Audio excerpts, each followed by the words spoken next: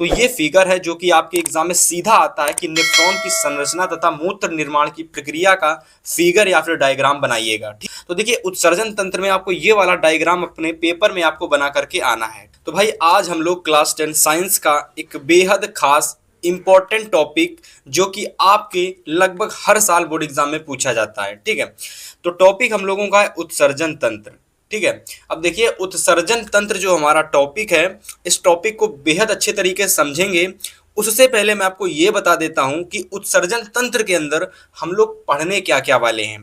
ठीक है, क्योंकि ये वो टॉपिक है जो आपके बोर्ड एग्जाम में जिससे प्रश्न हर साल बनते हैं। ठीक है, तो मैं आपको अभी लास्ट में बताऊंगा ये भी कि किस तरीके के प्रश्न इस पूरे संपूर्ण टॉपिक से पूछे जा सकते हैं।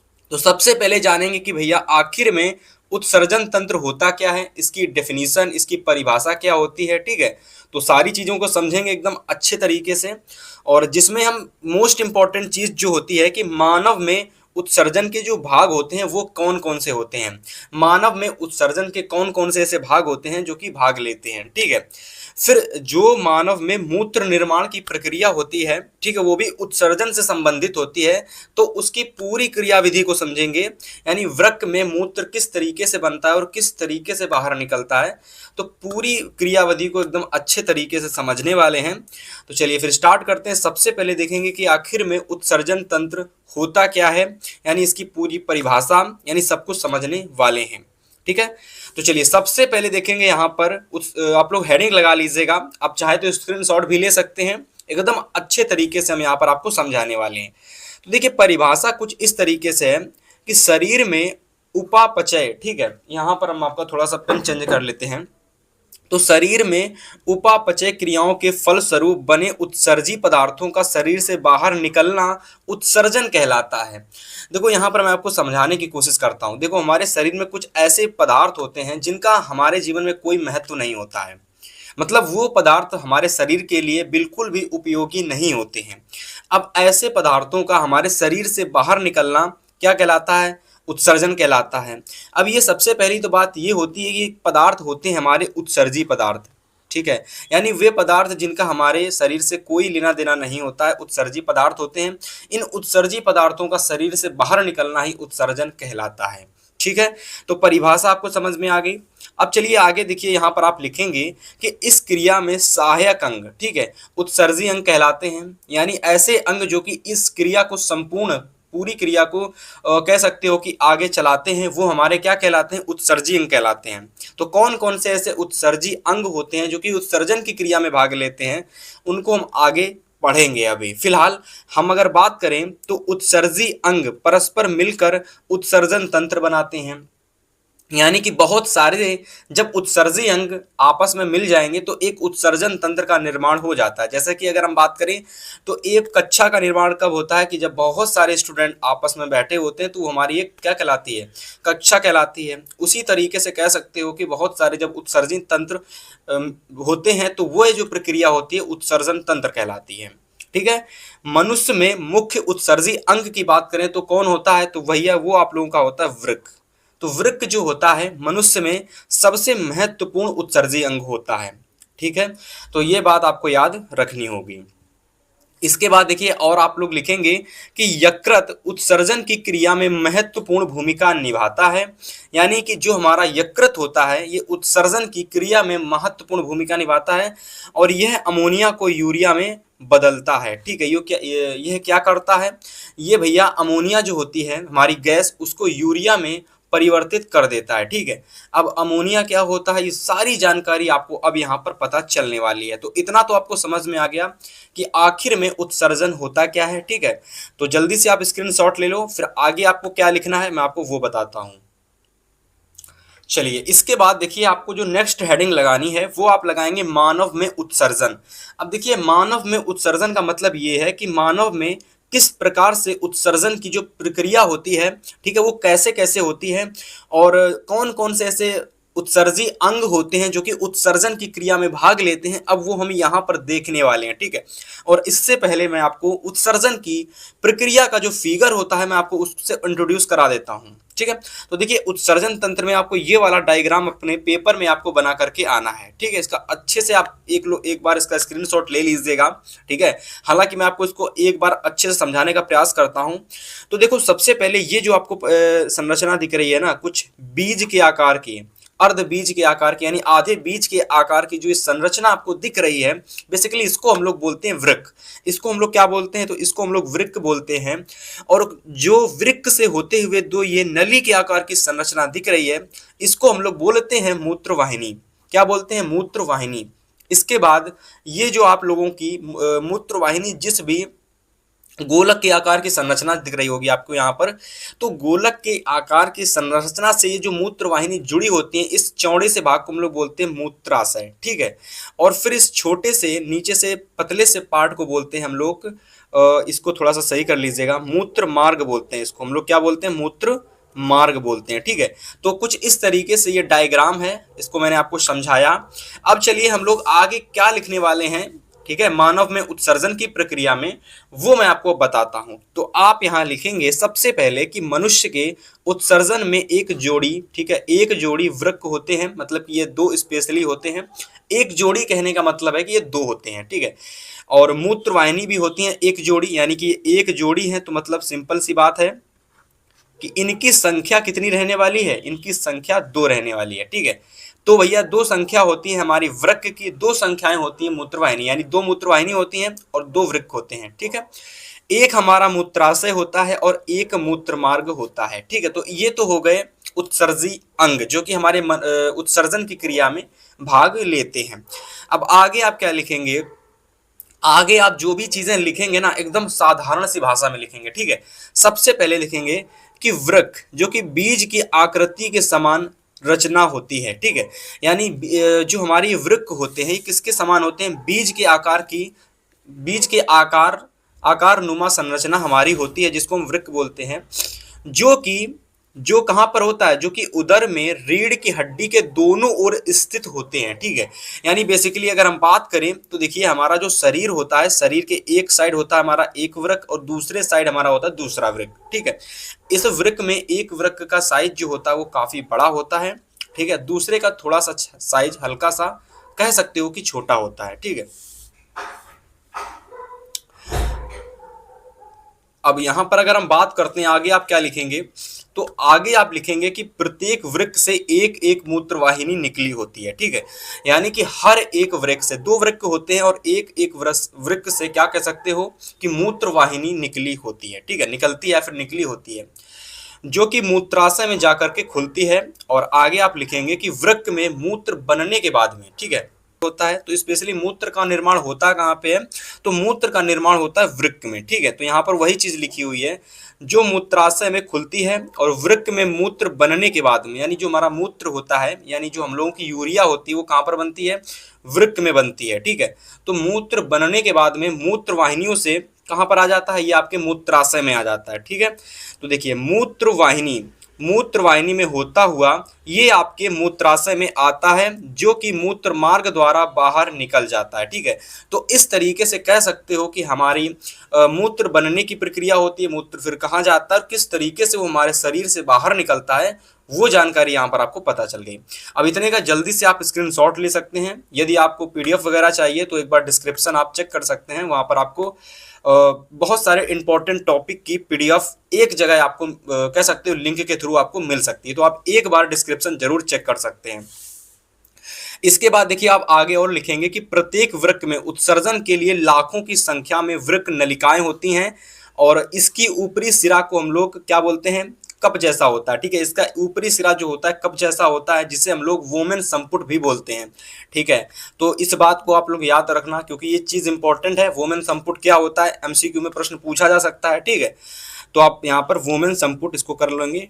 ठीक है, जिसको हम लोग वोमेन संपुट बोलते हैं। ठीक है, इतना हो गया। अब चलिए आगे आप क्या लिखेंगे, तो चलिए उसकी बात करते हैं।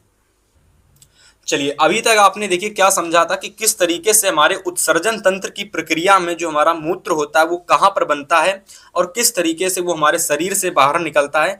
अभी आपने थोड़ी सी जानकारी समझी थी, लेकिन बोर्ड एग्जाम में इस प्रश्न से इस टॉपिक से काफी सारे प्रश्न बनते हैं, तो काफी सारी चीजें मैं आपको बताने वाला हूँ। ठीक है, तो नेक्स्ट आप हेडिंग लगाएंगे कि वृक्क में मूत्र निर्माण की क्रिया, जिसमें सबसे पहले आप देखेंगे उत्सर्जन तंत्र के भाग। ठीक है, तो आप यहाँ देखिए लिखेंगे कि मूत्र बनने का उद्देश्य रुधिर में से वर्ज्य पदार्थ को छानकर शरीर से बाहर निकालना। यह क्रिया 2 चरणों में होती है। ठीक है, स्पेशली ये होता है कि कह सकते हो आप लोग, जो भी हम लोग पानी वगैरह पीते हैं तो पानी में जो भी हमारा अपशिष्ट रह जाता है, ठीक है, वो क्या होता है कि पानी के जरिए बाहर निकल जाता है, जिसको हम लोग मूत्र बोलते हैं, खासकर उसको यूरिया बोलते हैं। ठीक है, तो ये जो प्रक्रिया होती है 2 चरणों में होती है। ठीक है, तो सबसे पहला आपका है परानी निस्यंदन। ठीक है, अब चलिए इसमें आप क्या लिखने वाले हैं। ठीक है, तो परानी संयंदन में आप क्या लिखेंगे तो उसकी बात करते हैं। सबसे पहले आप यहां लिखेंगे कि बोमेन संपुट की दीवार बहुत पतली होती है जो एक फिल्टर की तरह कार्य करती है। ठीक है, बोमेन संपुट क्या होता है, तो बोमेन संपुट की जो दीवारें होती है बहुत ज्यादा पतली होती हैं। अब ये आपके वृक्क में पाया जाता है। ठीक है, तो बोमेन संपुट कहाँ पे होता है, तो ये बेसिकली आपका वृक्क के अंदर होता है, एक भाग होता है। ठीक है, जिसको आपको एकदम अच्छे समझ लेना है। ठीक है, तो बोमेन संपुट वृक्क का एक भाग होता है जिसकी दीवार बहुत अधिक पतली होती है, जो कि एक फिल्टर की तरह कार्य करती है। ठीक है, अब देखिए वृक्क धमनी में आने वाले रुधिर में नाइट्रोजनी वृज्य पदार्थ जैसे यूरिया, ठीक है, यूरिक अम्ल होते हैं। अच्छे से एकदम समझने की प्रयास कीजिएगा। रुधिर के कोशिका गुच्छ लिख लीजिए यहां पर। ठीक है,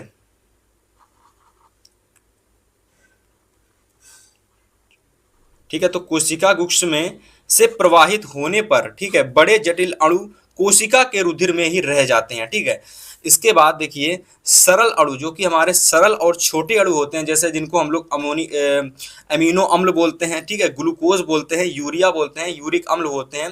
ऐसे क्या होते हैं, बोमेन संपुट में छान लिए जाते हैं और यह क्रिया आप लोगों की परानी संयंदन कहलाती है। ठीक है, तो परानी संयंदन क्या होता है, सिंपल से एकदम भाषा में बात करें तो बोमेन संपुट में जो भी हमारे अपशिष्ट अणु होते हैं, कह सकते हो, ठीक है, जो भी जो हमारे शरीर के लिए उपयोगी होते हैं और जो हमारे शरीर के लिए उपयोगी नहीं होते हैं, ठीक है, उनमें क्या होता है कि उन अणुओं को छान लिया जाता है। ठीक है, तो स्पेशली छानने की जो एक प्रक्रिया होती है यही परानी संयंदन कहलाती है। ठीक है, तो अगर क्वेश्चन आ जाए कि बोमेन संपुट कहाँ होता है, तो भैया बोमेन संपुट हमारा वृक्क में पाया जाता है। ठीक है, तो बोमेन संपुट की जो दीवार होती है बहुत अधिक पतली होती है। अब ये क्या करती है, ये भैया किसी भी जो भी हम जल पीते हैं, ठीक है, उसको छानने का कार्य करती है। ठीक है, परानी संयंदन प्रक्रिया में ये चीजें आप लोगों को लिखनी है। इसके बाद अगर हम दूसरी बात करें, दूसरी आपको हेडिंग लगानी है चयनित पुनः अवशोषण। क्या लगाओगे, चयनित पुनः अवशोषण। और इसमें आप क्या लिखोगे, तो देखिए यहां लिखेंगे आप लोग कि चयनात्मक पुनः अवशोषण। अब देखिए यहाँ पर थोड़ा सा मिस्टेक हो गई है, चयनात्मक की जगह आप लिख लेंगे चयनित। ठीक है, ये पूरी आप यहाँ पर डालेंगे चयनित पुनः अवशोषण और लिखेंगे कि इस प्रक्रिया में उपयोगी पदार्थों को वापस रक्त में अवशोषित कर लिया जाता है। ठीक है, अब जैसे जो भी हमारे शरीर के लिए उपयोगी पदार्थ होते हैं उनको हम अवशोषित कर लेते हैं पुनः। ठीक है, अब वो जो हमारे उपयोगी पदार्थ होते हैं वो हमारे रक्त के साथ मिल जाते हैं। बाकी जो अपशिष्ट पदार्थ होते हैं वो हमारे जो हमारा मूत्र होता है, ठीक है, उसी के साथ मिल जाते हैं और उसी के जरिए हमारे मूत्र मार्ग द्वारा बाहर निकल जाते हैं। लेकिन जो हमारे उपयोगी पदार्थ होते हैं इनको अवशोषित कर हमारे रुधिर के साथ क्या कर दिया जाता है, मिला दिया जाता है। ठीक है, या फिर मिल जाते हैं ताकि शरीर उन्हें फिर से उपयोग में ला सके। और यह प्रक्रिया मुख्य रूप से नेफ्रॉन के समीप उपस्थित नलिका में होती है। ठीक है, तो इस जो लाइन आपकी लिखी हुई है इस लाइन पर आप फोकस करना कि यह प्रक्रिया जो होती है मुख्य रूप से नेफ्रॉन के समीप उपस्थित नलिका में होती है। ठीक है, तो इस तरीके से चयनित पुनः अवशोषण में आप लिखेंगे। अगर और कुछ भी इसमें लिखना है तो चलिए उसकी बात करते हैं। तो देखिए चयनित पुनः अवशोषण में आप थोड़ा सा और आगे लिखेंगे, क्योंकि देखिए लॉन्ग टॉपिक है और प्रश्न इस टॉपिक से कैसे कैसे बनेंगे वो मैं आपको अभी आगे चलकर बताऊंगा। ठीक है, तो आप उदाहरण के लिए लिखेंगे कि ग्लूकोज, अमीनो एसिड या फिर अमीनो अम्ल और आपको इलेक्ट्रोलाइट्स, ठीक है, को वापस रक्त में अवशोषित कर लिया जाता है। ठीक है, अब देखिए जैसे ग्लूकोज होता है हमारे शरीर के लिए उपयोगी होता है। ठीक है, तो इसको अवशोषित कर लिया जाता है।